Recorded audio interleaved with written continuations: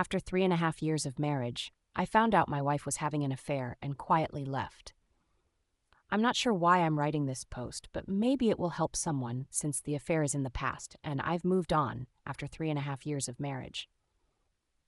When I returned home as a director of a technology sales company, my wife held a very lucrative position, and although our relationship had become a bit strained due to her working longer and longer hours and me traveling for work, we still had what I would call a pretty good marriage in the background. 5 years ago, at a picnic hosted by a mutual acquaintance, I met my wife, who is now my ex-wife. Honestly, I thought it was a huge advantage to be with a woman who was so attractive and articulate, and my gruff demeanor somehow attracted her.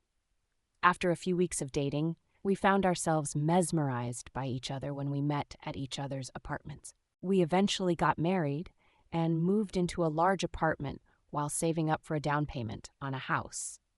After the first 3 years of marriage, things started to change, and although I still had feelings for her, I noticed that she would argue about little things. She told me that because I also traveled for weeks at a time, I had no right to question her.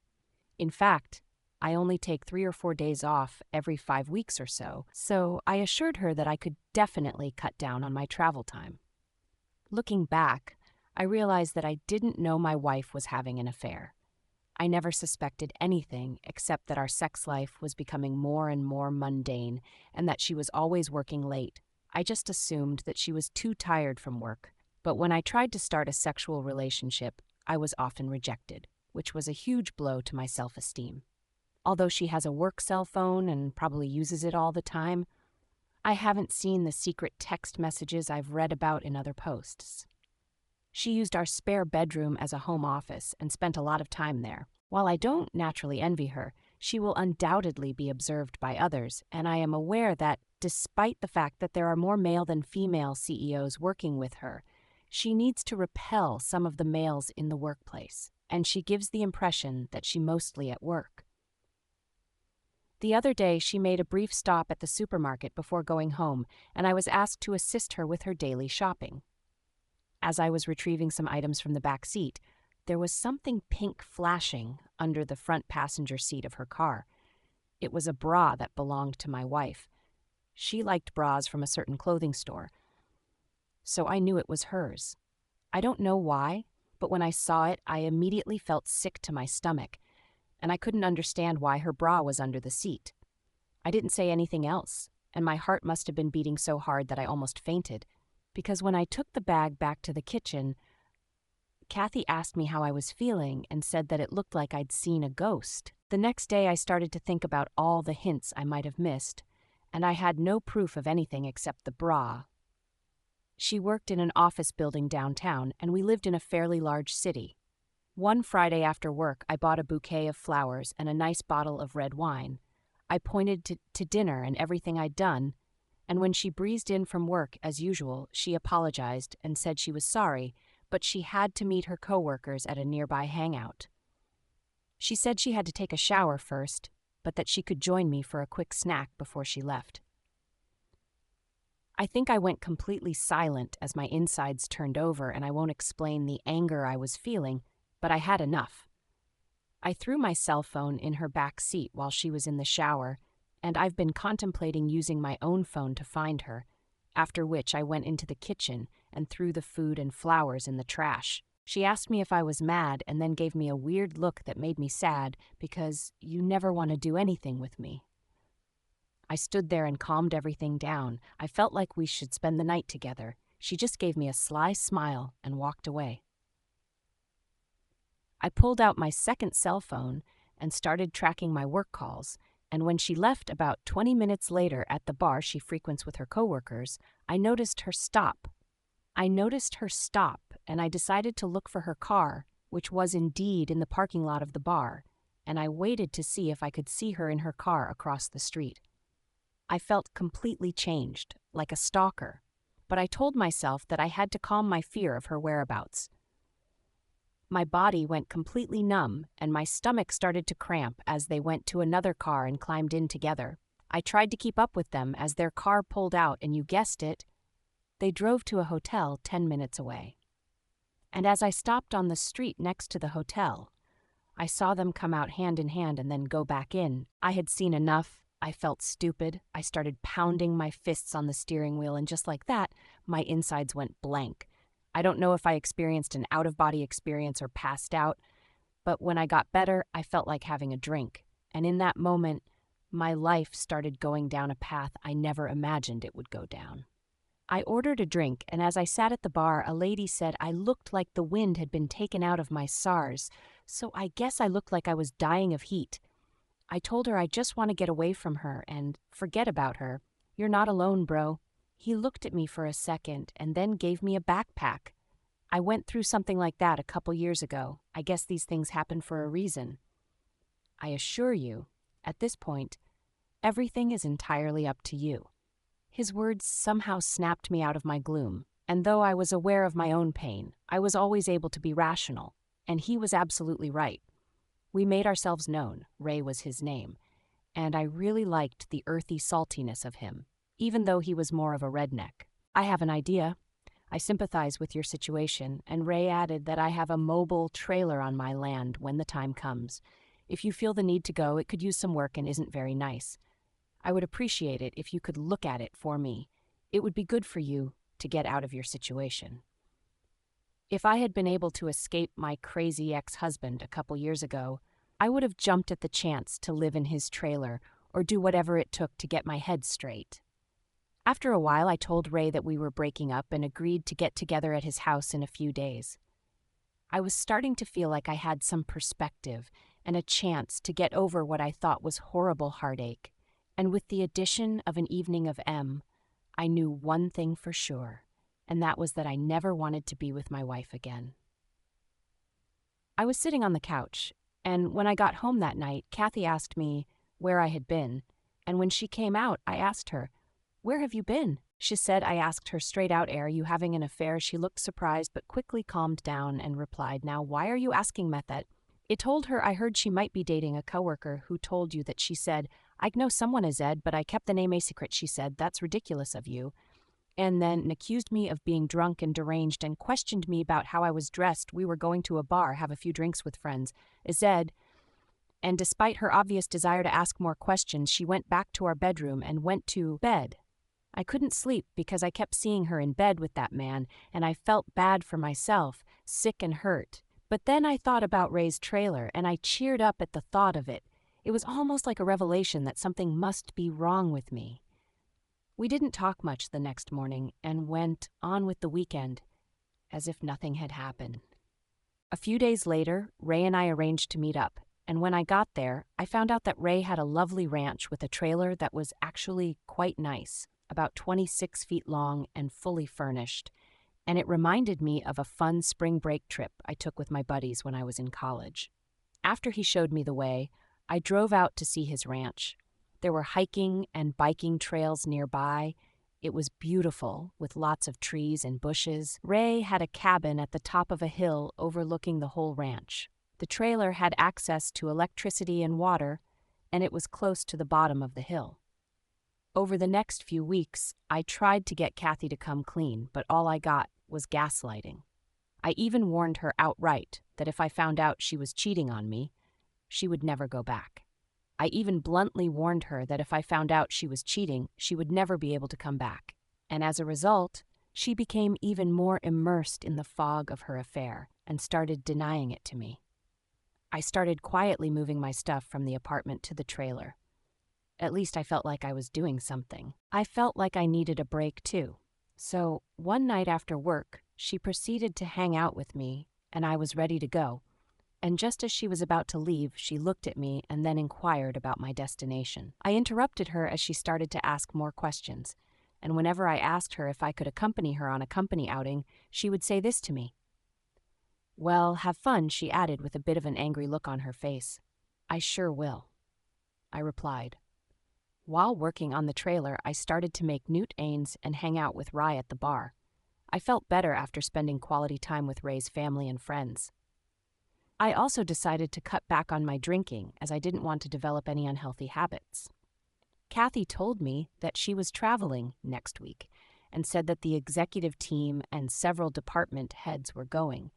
And when I asked who was going, she said, "I hope you and your boyfriend have fun." I now regret not knowing more about her affair partner, AP. It doesn't matter who the other man is. Rai replied that the fact that she chose to leave you is what matters. She ruined our marriage. Whether she admits it or not, bro, facts are facts, and Rai should write a book for the betrayed. Damn it.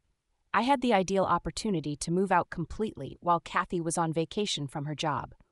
While she was gone, I gathered all the valuable things that belonged to me, including clothes, laptops, and equipment. I didn't take any shared items. I wrote on a note on the kitchen table, "I hope it was goal."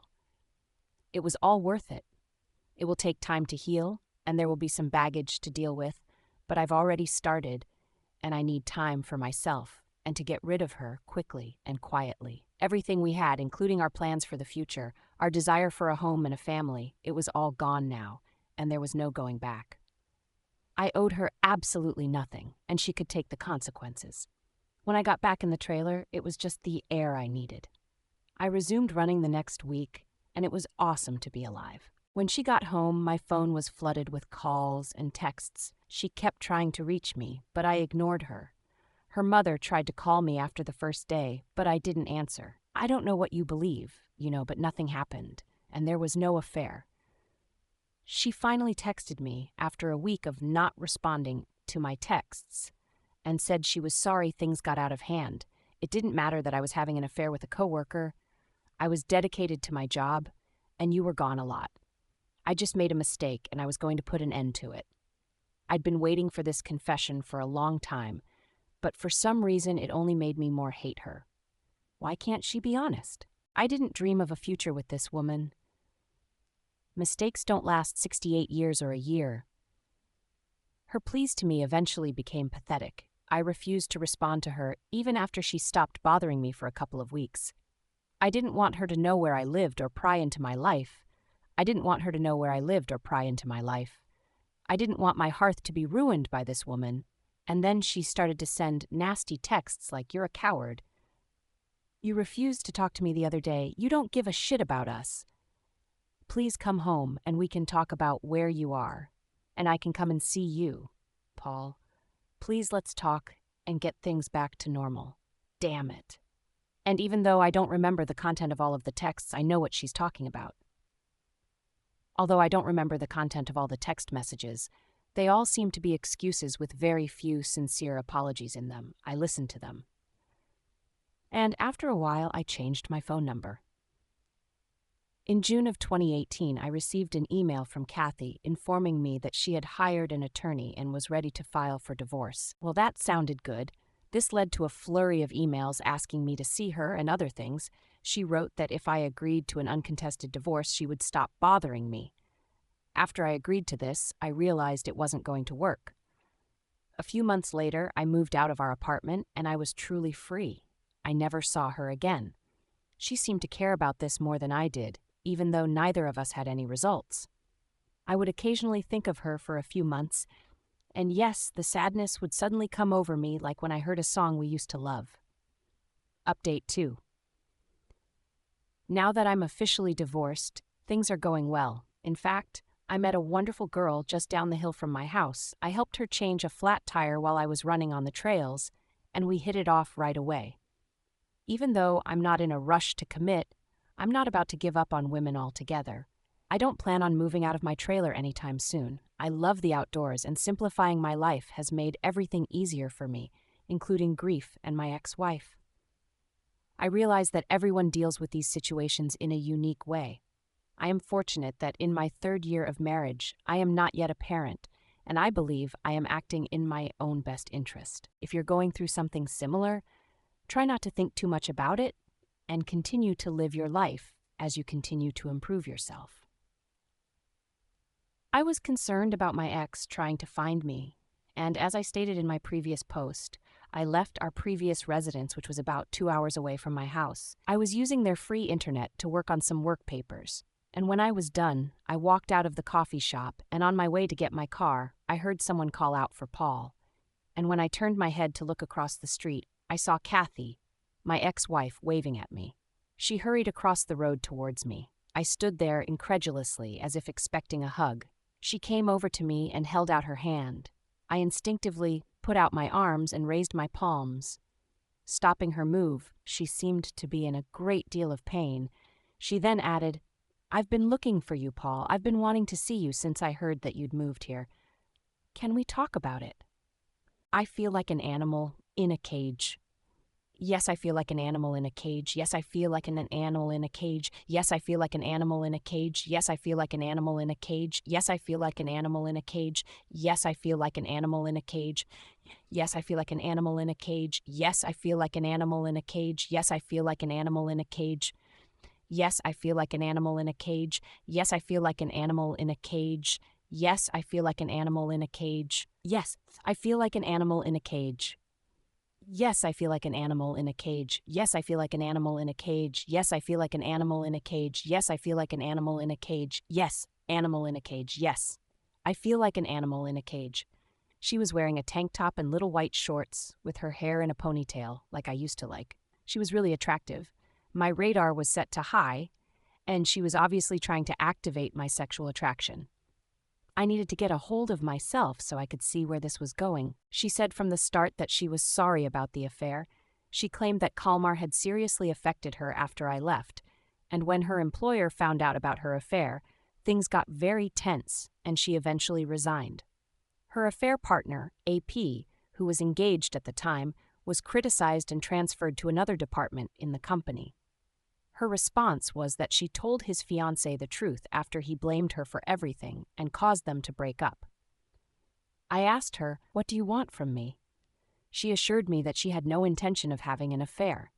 She said that the politics and positioning of the company attracted her, and that her ex used his charm and influence to corrupt her.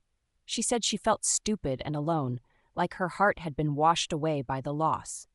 She ended her relationship with her AP immediately after I left. She felt she had to reach out to me to see if there was a chance of reconciliation, because I refused to speak or contact her. She wanted us to start over even though she knew we were divorced. I just stared at her and gave it to her. "You have no right to come in here and undo what you've done. You think I'm going to ignore everything you've done to break our union?" She grabbed my arm and started to cry. I pushed her away. I deserved all of this. She looked up at me and replied, "Of course I deserve it. If nothing else, will you allow me to take you to dinner? You need to spend more time with me than you have in the past. Paul, please, I love you very much, even though I know you probably don't want to hear this before you leave me." I knew then that I had broken her heart as badly as she had broken mine. Walking, we found a quiet place to continue our conversation. I asked her, "How did you find me?" And after she had calmed down, I asked her, "Did you hire a Dace?" I asked her, "Did you hire a private investigator?" Casey forced her to reveal all the information. I had warned Stacy not to tell her, so she was reluctant, but Casey persisted, and Stacy finally relented. But all she knew was that I lived somewhere in the neighborhood and that she came into town on her breaks. I made sure we didn't drink anything because I didn't want to give her a reason to be nice to me or say that she wasn't too drunk to drive back. In fact, we had a nice conversation, and then I walked her to her car. It was too early for me to go down that road.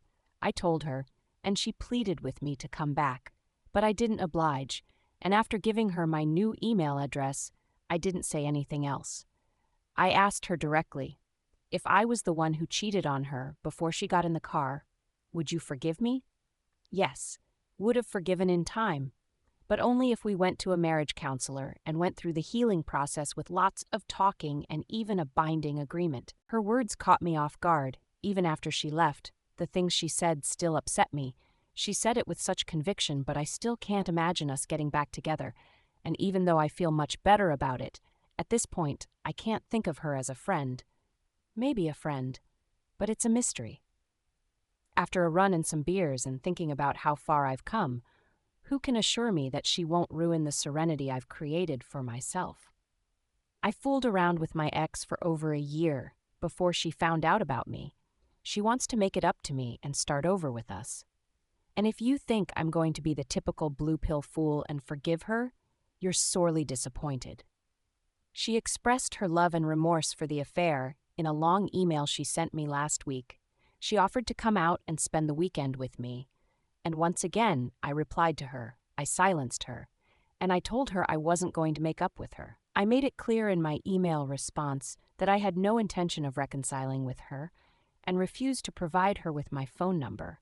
I no longer know you or trust you because you've made a fool of yourself.